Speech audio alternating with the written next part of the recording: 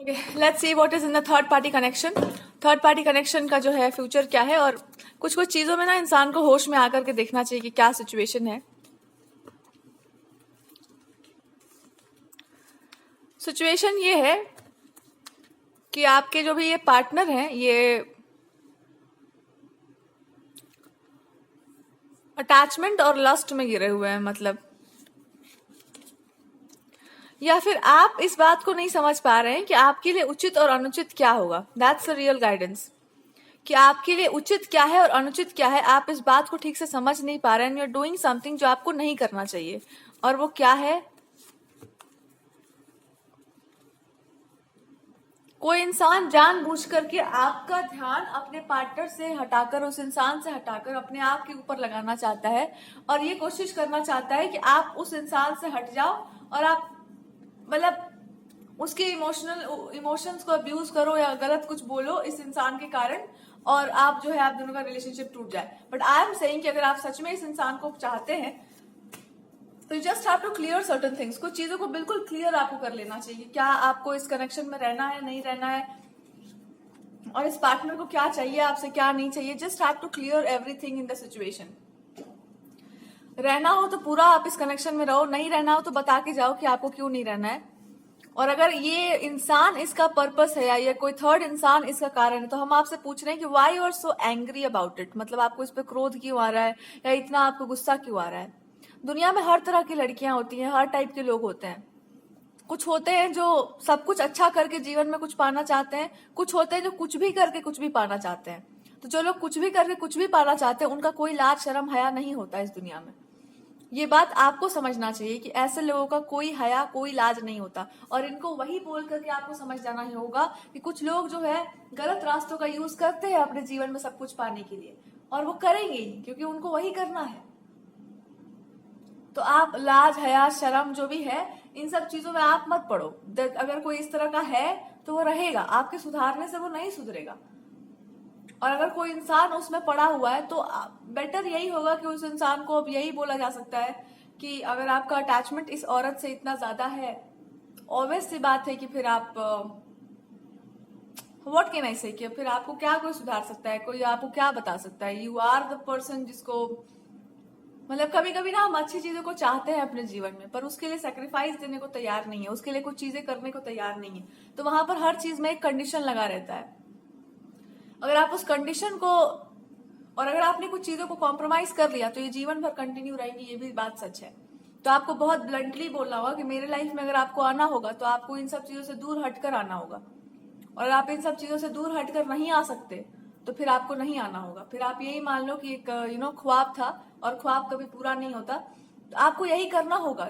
God is just trying to tell you कि आप अगर इस चीज को अभी नहीं रोकेंगे ना, और प्यार प्यार वाला खेल खेलते रहेंगे, तो you will become a suppressed lady.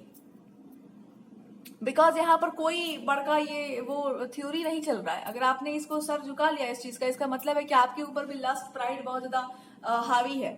और अगर आप जानते हैं इस चीज को कि ये गलत है, तो you have to call out very bluntly कि हमने आपको बहुत प्रेम से डील कर लिया है, हमने आपसे बहुत अच्छे से निभा लिया है रिश्ता, लेकिन इसका अर्थ ये बिल्कुल नहीं होता है कि आप अपने दायरे को क्रॉस कर दें। तो अगर आपने कुछ लाइंस को क्रॉस कर दिया है तो इसका अर्थ बस इतना है, उस इंसान ने कर दिया है, इसका अर्थ बस इतना है कि अब आपको बस यही बोलना होगा कि आइदर आप ये बता दो कि मेरे साथ आपका क्या चला, आप क्यों आए थे मेरे लाइफ में, क्या करना था आपको, क्या आपका बेनिफिट था, और अगर आप उस तरह के जीवन के लिए तैयार नहीं थे तो फिर आप मेरे लाइफ में क्यों आए थे।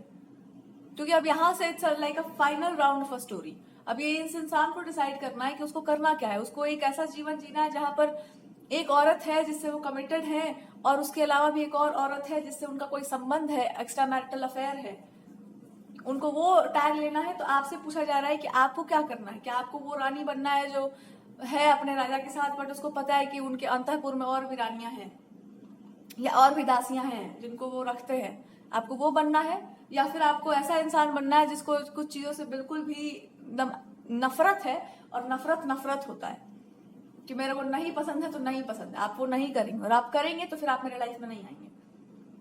तो अगर एक्स्ट्रा मैरिटल थर्ड पार्टी ऐसा कुछ है और आपका दिमाग अभी एकदम हैंग कर चुका है, यू आर जस्ट सेइंग कि आप कुछ चीजों को एक्सेप्ट नहीं कर सकते, तो बस नहीं कर सकते।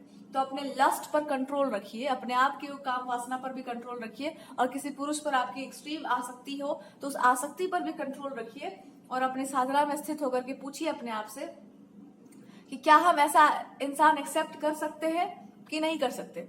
भगवान जी आपसे यही बोल रहे हैं कि तो अरे तुम अंधी नहीं हो, तुम्हारा तो दिमाग एकदम चलता है कि अब तुम चलाना नहीं चाहती थी कुछ कारणों से, पर अब तुम जागो और जाग कर देखो कि ये क्या हो रहा है। और यहाँ पर अगर ये होगा तो आप साफ साफ बता देना कि मैं उसमें वाली हूँ कि मैं फुफकारूंगी तो बस सब उड़ा दूंगी। तो इसलिए या तो आप पहले ही कल्टी मार लीजिए और उन्हीं के साथ सेटल हो जाइए, आपको जितने साथ जो खेल खेलना है आप खेलिए उनके साथ, और ये मान के चलिए कि भैया एक होता है संबंध आदमी का, वात्सल्य का, करुणा का, इंसान किसी के साथ अच्छे से निभा लेता है पर उसके आगे वो नहीं जा सकता है। बिकॉज प्यार का मतलब ये होता है कि आप उस कीमत को चुकाने को तैयार है कि नहीं, वो कीमत आपको भी देनी पड़ेगी, वो कीमत सामने वाले को भी देनी पड़ेगी। अगर आप अपने आप को झुका रहे हैं तो किस कीमत पर, क्या है वहां पर जिसकी कीमत पर आप झुका रहे हैं अपने आप को। क्योंकि ये होता है, अगर आप एक संबंध चलाएंगे तो आपके बारे में भी उसको पता होना चाहिए, उसके बारे में भी आपको पता होना चाहिए। अगर आपको दोनों के बारे में, एक दूसरे के बारे में पता है तो ही रिलेशनशिप चलता है, अंधे होकर के रिलेशन नहीं चलता। और सामने वाले की कमजोरी ऐसी है कि एक इंसान आएगी, एक लड़की आएगी और मैं उस पर मुग्ध हो जाऊंगा, तो तुम उसी पर मुग्ध रहो, या तुम और देख लो कोई ऐसा एडजस्ट कर सकता हो तो जस्ट देख लो।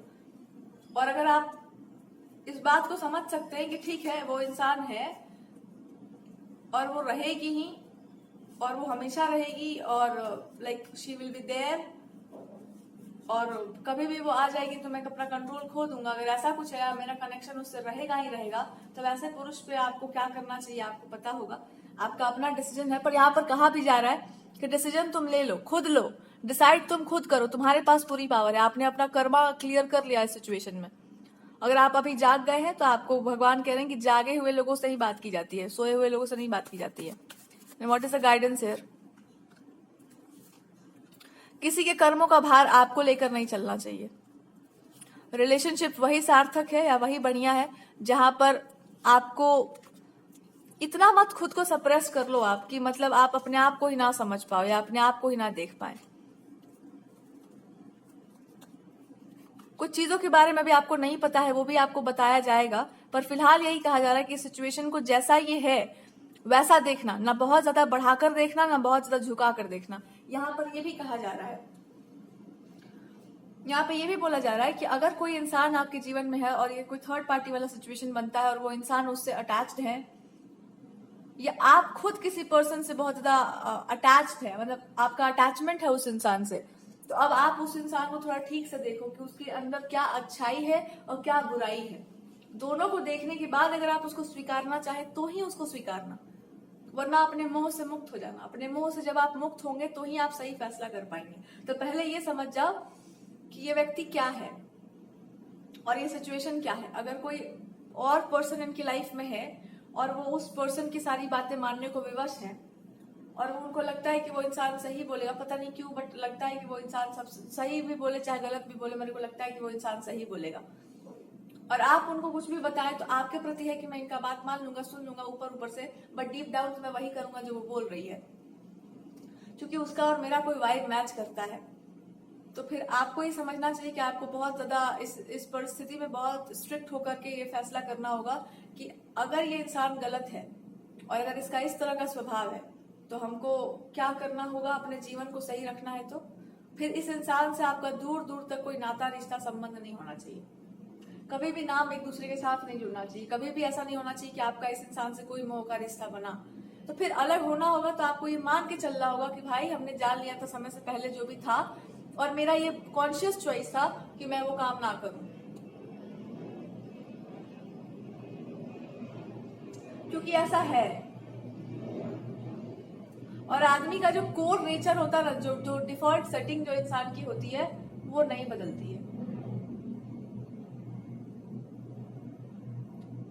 तो अगर किसी इंसान का बाय डिफॉल्ट ये सेटिंग हुआ है या बाय डिफॉल्ट उसके अंदर ये है कि मैं उसी का बात मानूंगा ही मानूंगा, मैं किसी का बात नहीं मानूंगा, मेरे को वही मैं वही मानूंगा ही उसका बात, तो फिर आप यहाँ कुछ नहीं कर सकते।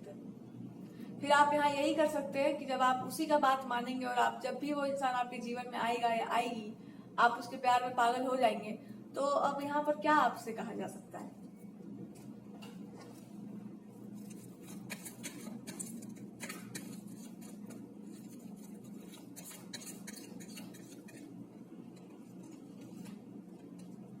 Yeah, justice prevails. What God is trying to tell you in this situation.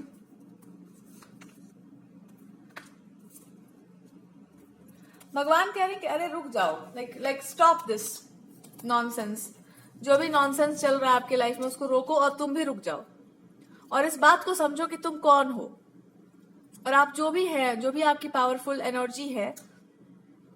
And God is telling you कि कुछ चीजों को ना आपको इस समय चल रहा है कि ब्लंटली कॉल आउट करना पड़ेगा, एकदम कॉल करना पड़ेगा कुछ चीजों को बहुत ज्यादा. यही टाइम इसलिए आपका जमान कड़वा हुआ होगा कि आपको जैसे वो चीज है वैसे एज इट इज प्रेजेंट करना पड़ेगा और क्वेश्चंस आपको भी पूछने पड़ेंगे कि कंडीशंस अप्लाई हैं. मेरे लाइफ में रहने के लिए भी कंडीशंस हैं और आपका भी हम देखना चाहते हैं कि आपके जीवन का क्या, आप क्या फॉलो कर रहे हैं.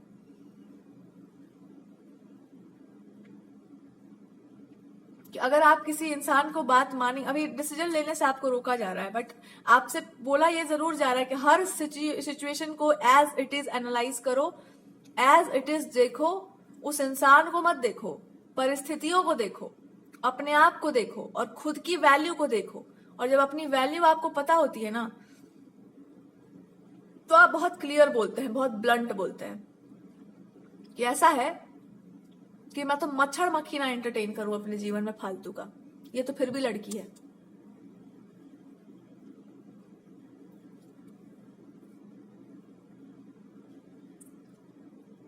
तो अपने काम वासना पर आप भी थोड़ा सा नियंत्रण रखिए और इस पुरुष को या इस स्त्री को थोड़ा बढ़िया से देखो कि ये लोग क्या है और अपने आप को देखो और तब वहीं पर टिके रहो.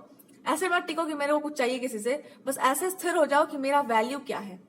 इस सिचुएशन में आपको अपनी वैल्यू समझनी है कि आपकी कीमत क्या है, आपकी वैल्यू क्या है. और एक बार आपने अपनी वैल्यू को समझ लिया है तो ये दो हाथी आप ही पर अमृत बरसाएंगे.